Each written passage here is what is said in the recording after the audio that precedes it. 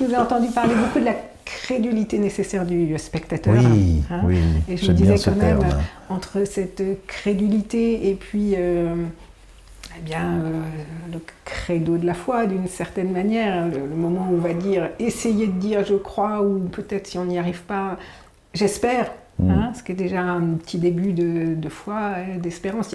Finalement, il y a un papier de cigarette parce que vouloir croire ou décider qu'on va y croire, voilà, parce que c'est décider qu'on va y croire, est-ce que c'est pas transformer le réel finalement?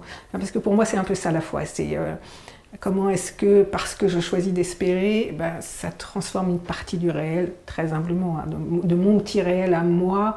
Est-ce que je choisis d'essayer de rester dans cette espérance plutôt que d'être sous le poids de la désespérance? Je ne l'ai jamais pensé dans ce sens-là. Hein. Je me suis toujours dit que oui, la crédulité au théâtre était une qualité, alors qu'en amour ou en politique, on déteste ça.